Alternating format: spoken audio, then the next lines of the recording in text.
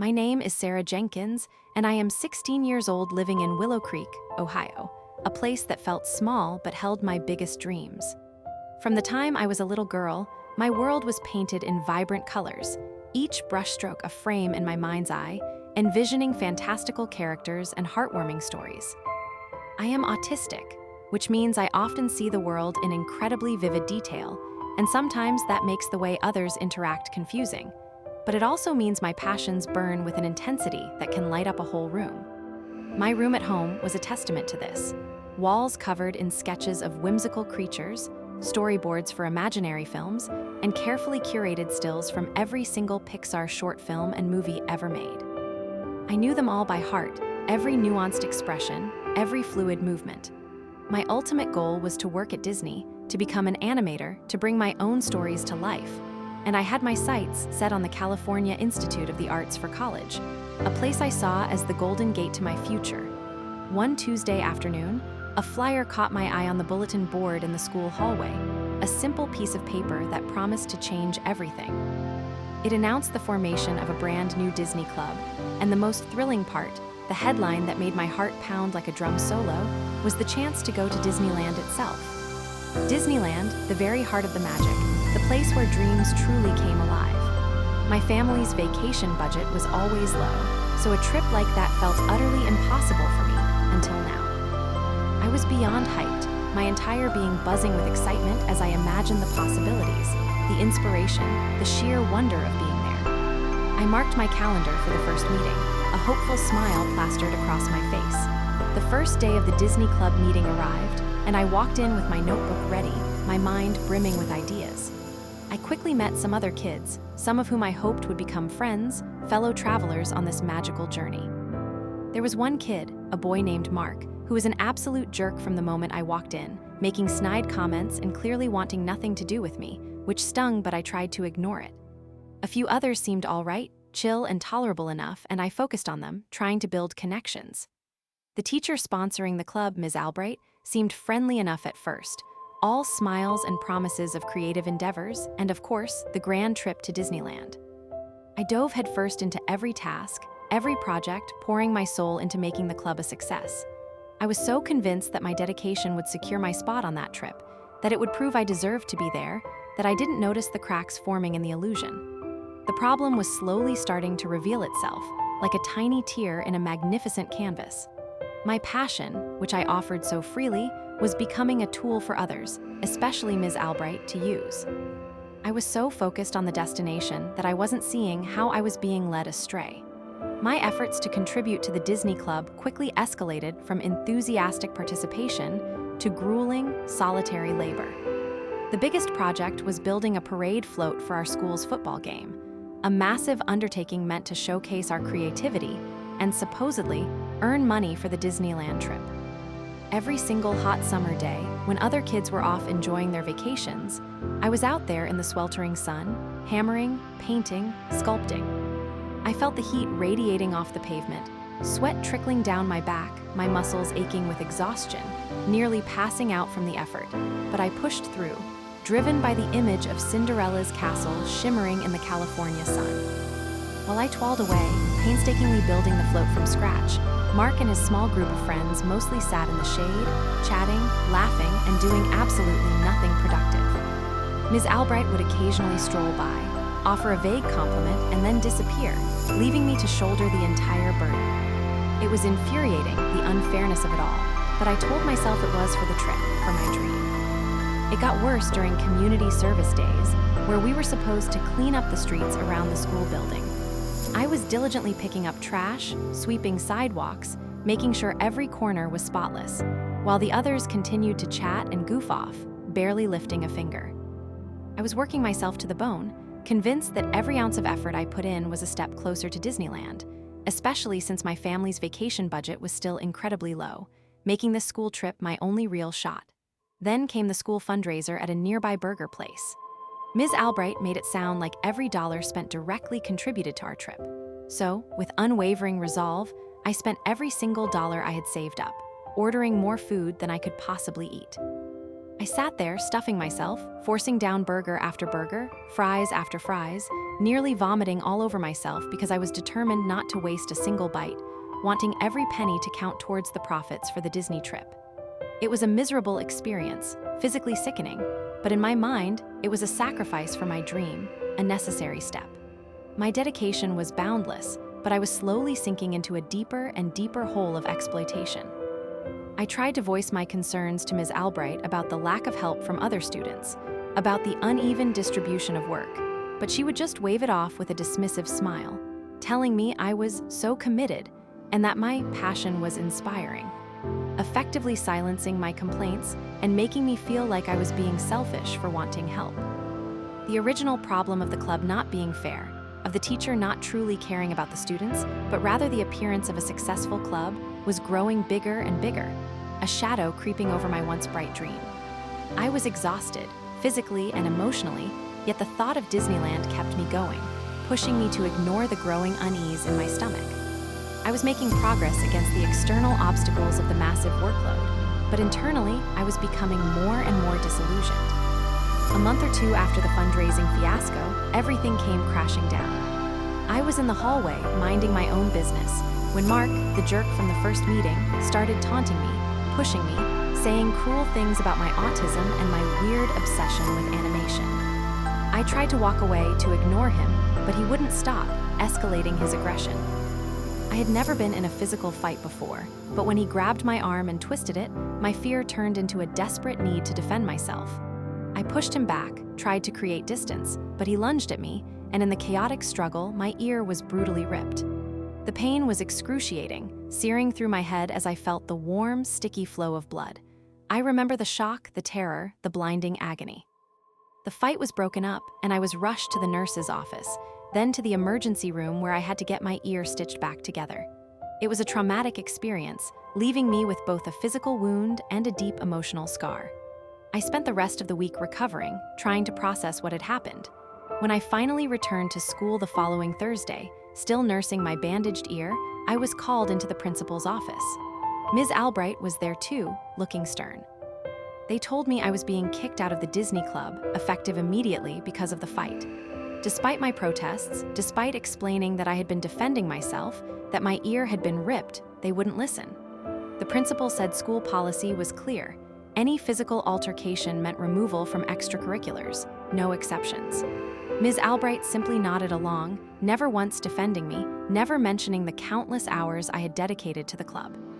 After all that pain, after all the endless hours of work, the physical discomfort, the humiliation of stuffing myself with burgers, the stitches in my ear to be told I was kicked out, it was absolutely devastating. It felt like my entire world, the one I had so carefully constructed around my dream, had shattered into a million tiny pieces. The injustice of it all being punished for defending myself, while Mark, the instigator, seemed to face no real consequences, ate at me. I had given everything, and in return I was cast aside, my dream ripped away just like my ear. The magic of Disney, which had once been my greatest source of joy and inspiration, now tasted like ash in my mouth. I had a profound hatred and a bad taste for Disney, or at least for what its name represented through that club. I couldn't stand the thought of anyone else falling into the same trap, being exploited by Ms. Albright. So, in my own quiet way, I began to wage my small war. I would talk to other students, telling them my story, warning them about the club, urging them never to join, to see it for what it truly was. I wanted them to understand that it wasn't about magic or dreams. It was about cheap labor and a teacher who didn't care.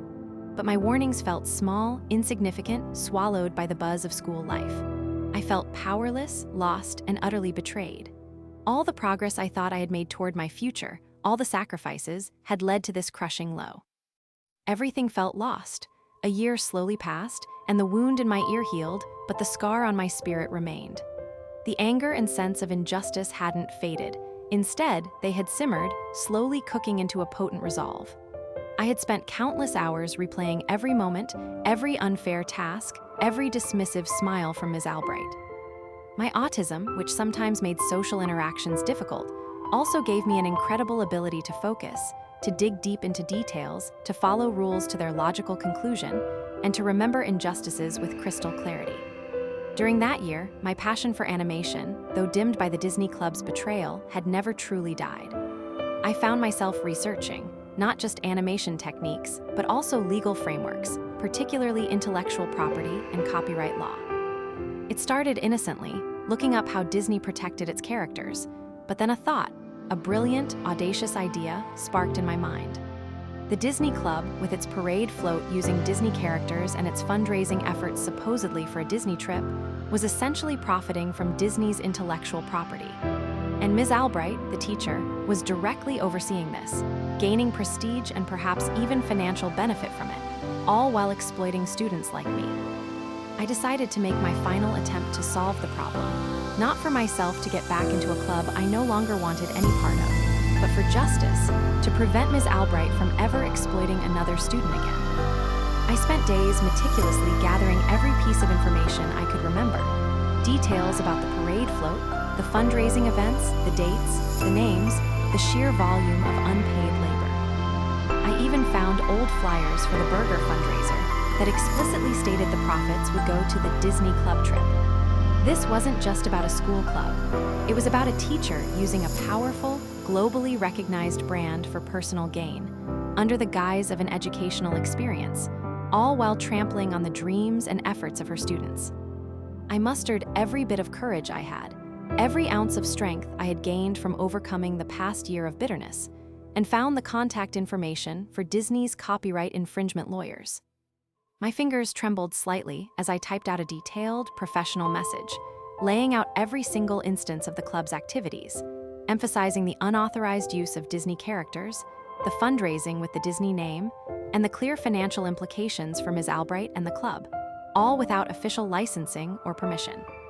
I made sure to include proof, referencing publicly available school materials and even photos I had secretly taken of the parade float construction. I explained how students were exploited, how the dream of Disneyland was dangled in front of us, and how I was unjustly removed after defending myself. I pressed send, my heart pounding a rhythm against my ribs, risking everything I had by putting myself out there again. Within an hour, to my absolute astonishment, I received an email back. It was brief, to the point, and official. It stated simply that they had received my message, appreciated the detailed information, and would be using legal force to address the matter. A wave of vindication, cold and satisfying, washed over me. I had been heard. I had been believed. The following Monday morning, the school intercom crackled to life just before first period, interrupting the usual morning announcements. A familiar voice, the principal's, filled the air, tinged with an unusual note of discomfort. "Good morning, students," the speakerphone echoed through every classroom. "Sorry for the disturbance, but we have an important announcement regarding school activities. The Disney Club will be canceled for the remainder of the year due to unforeseen legal issues. We are sorry for those who wanted to join the club, but we assure you that there are other wonderful clubs and activities you may like within the school."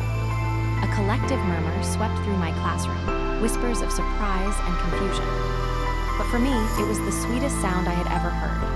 The teacher, Ms. Albright, was not publicly named, but the message was clear. Her scheme, her exploitation, her disregard for the rules and for her students had been exposed and shut down. My efforts had not been for nothing. The consequence was truly poetic. The very thing she used to exploit students, the Disney name, was now the instrument of her undoing. I felt a profound sense of fulfillment, a quiet triumph that settled deep within my soul. I wasn't just Sarah Jenkins, the autistic girl with a dream. I was Sarah Jenkins, the girl who stood up for what was right and brought down a system of injustice. The Disney Club was no more, and with its demise, a weight lifted from my shoulders that I hadn't realized I was carrying. My new normal wasn't about getting to Disneyland through a school trip anymore. It was about something far more valuable. I learned that true dreams aren't bought with exploitation or false promises, but with integrity and resilience. My passion for animation, once tainted, began to glow again, purer and stronger than ever. The experience, though painful, had reshaped me. I wasn't naive anymore. I understood the subtle ways people could take advantage, but I also learned that I had the power to fight back, to find solutions, to demand justice. I channeled all that raw emotion, the frustration and the determination, into my art. My sketches became more expressive, my stories gained depth and a fierce sense of purpose. I worked tirelessly on my portfolio for the California Institute of the Arts, driven not by a desperate need for validation, but by a quiet, unwavering confidence in my own voice and vision. I researched animation competitions and submitted some of my work, including a short animated sequence that subtly depicted a journey of overcoming adversity, pouring my heart and my recent experiences into every frame. And then, a few months later, an unexpected twist, a truly thrilling one. I received an email, not from CalArts directly, but from a talent scout for a renowned independent animation studio, a studio known for its innovative storytelling and ethical practices. They had seen my entry in one of the competitions, specifically mentioning the short film where my unique perspective shone through. They were impressed not just by my technical skills, but by the raw honesty and unique voice in my work, and they wanted to offer me a summer internship, an opportunity to learn from some of the best in the industry, an experience that felt even more authentic and fulfilling than any school trip could have ever been. It was a path I hadn't even imagined, a direct validation of my art and my integrity, proving that the magic I sought was not in an exclusive club, but within myself, waiting to be unleashed.